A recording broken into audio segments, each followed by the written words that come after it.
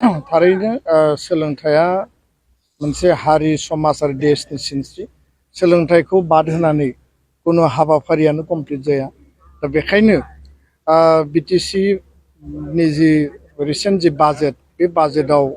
दाबो कमप्लिट जि मोनसे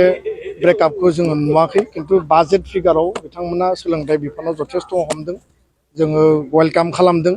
आरो बिथांमोननि जि मोननैसो हाबाफारि जे मिशन सुपार 50 बड'फानि मुङाव इन्जिनियारिं मेडिकेल बा एपिएससि इउपिएससि स्पेशली इन्जिनियारिं आरो मेडिकेलाव जथेस्थ' साक्सेस रिपर्टखौ नुदों एपिएससियावबो नुदों इउपिएससि बेलायाव फैबाय थानाय 1-2 बोसोराव जुदि साक्सेस रेटखौ नुयोबा बे जोंनि थाखाय गोजोनथाव जागोन किन्तु दाबो जोंनि LP school ME school high स्कुलाव टिचार एपइन्टमेन्टनि बेलायाव आसाम आरो बिटिआरआव जथेस्थ' खालि जानानै दङ गोदान गोदान रिटायार्ड डेट भेकेन्सि ओंखारदों बेनि मोनसे पलिसिखौ गोख्रैनो लानांगौ भेरिफिकेसना जाबाय थादों टेटनि थाखाय जों बयबो मिथिगौ सरकाराबो बुंबाय थादों किन्तु गोख्रैनो एपइन्टमेन्ट होनायनि गेजेरजों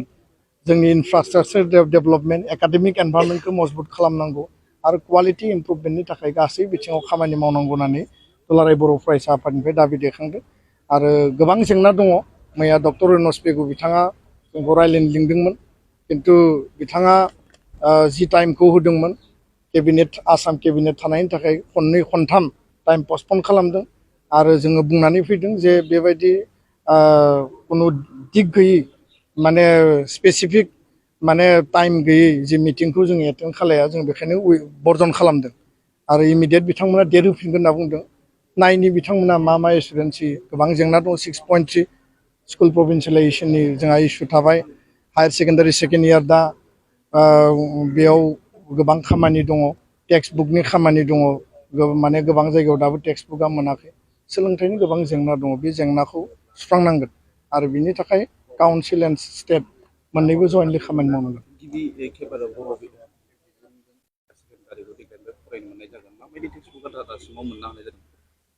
हाई सेकेन्डारि फार्स्ट इयार आरो सेकेन्ड इयार मोननैबो टेक्स्ट बुकआ फ्रि अफ कस्ट रेडि जानानै दङ गोबाङानो मोनबाय आरो सेकेन्ड इयाराव जायफोरा दा एडमिसन खालामबाय बा खालामगोन माखासेया बिथांमोनाबो फ्रि अफ कस्ट मोनगोन दा बेखायनो जों मिजिंथिदों जे क्वालिटि जाहाथे माने बिथांमोना रिजाल्ट खालामो जिहेतु साबजेक्ट टिचार पिजिटिनि एपइन्टमेन्ट होआखै दा बेखायनो गावबा गाव सेल्फ स्टाडि खालामनांगौ जादों बे बेलायाव गोख्रैनो पिजिटि एपइन्टमेन्ट होनांगौनि थाखाय जोंनि दाबिया स्ट्रंलि दङ।